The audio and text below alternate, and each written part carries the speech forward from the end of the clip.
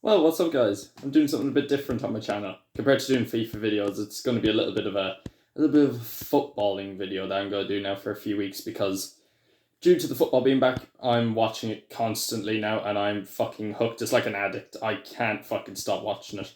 So I've given up with my girlfriend. I've just told her that I'm just going to be watching football for the next few weeks. So that's kind of how determined I am. But it's not looking good for us as a West Ham fan, clearly, as you can see in the background and by me. It's not looking good after our 2-0 loss to Wolves at the weekend, which by right we deserve to lose. I'm not surprised because we were fucking shocking for most of it. It took us about, I'd say, 15 minutes to get into that game. 15 minutes. Like, that's fucking daft. Like, we should have been 1-0 down at that stage. They weren't creating that many chances, but we weren't creating anything at all. We just looked so fucking desperate in the midfield for any creativity. Like, Fornal should have had a goal. He fucked it. He skied it. He did a Mahrez. He just rosetted it. But there's nothing we could do about that. Then they went and scored, so it's nothing kind of surprising. I'm always expecting Jimenez to score in every game against a smaller, kind of lower team than like us. Like, they're up in like fucking sixth or something now from winning. So they were going to beat us, but I'm not surprised by it.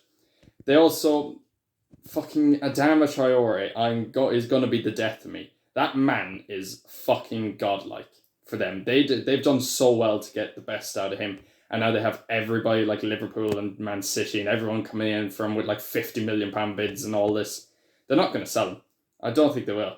But they've done enough now to probably push us into the relegation zone and probably out of the league with that because we have Chelsea next tomorrow night.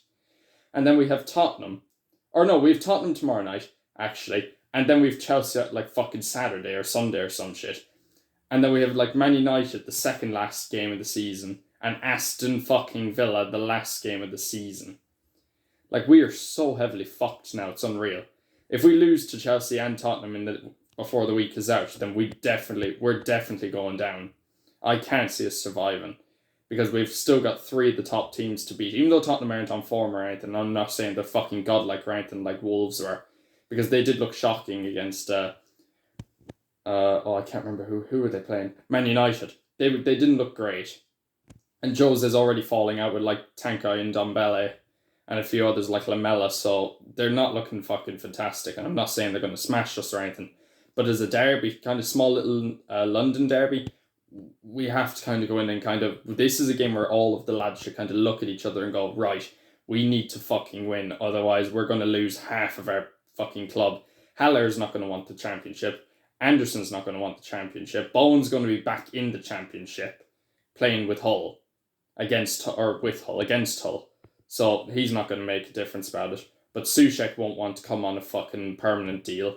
And we're not going to have Fabianski next year, I'd say. We might get one more year out of him, maybe next year, but that'll be it. So we'll have to get a new goalkeeper.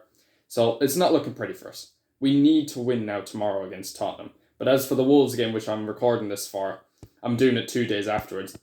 Because I just spent all of yesterday just fucking in sorrow and tears about it and just being like, this is it. It's our time. The 2012 season when we came up was very scrappy, and now it's even more scrappy that we're going to go fucking down again. Maybe. Unless we beat Aston Villa last day of the season, and if Bournemouth, with their difficult run of fixtures, and if they keep bottling it. Like, they should have drawn with Crystal Palace yesterday. I wasn't, or Saturday, I wasn't kind of surprised by it, I guess, is one way you could put it. But it wasn't fucking pretty either. Because we needed them to lose, and we needed Aston Villa to lose against Chelsea yesterday because of our fucking loss. That we should have drawn the game, or at least had a goal from Fornals in the first few minutes of the game. So I can't see us kind of staying up. I think that's kind of put all the mentality on the lads into a new all-time low, and I think that the only person on that field yesterday that on Saturday that looked good was Declan Rice playing in fucking centre-back. He was the only good player that we fucking had. And Ngakia just looked at him and just went, oh shit, as he watched the ball sail over fucking his head and just let Jimenez jump up and just header it into the back of the net. If he had fucking jumped, he would have got that and there would have been no problem. We would have only lost 1-0, maybe even turned it around and had a counter-attack. But just because of his ignorance not to sign a new contract, that we don't want to give him 20 grand a week because we know we're not going to start him. and it's pointless us giving them 20 grand a week as well. So that's kind of it. I put the blame on the first goal on Ngakia fully.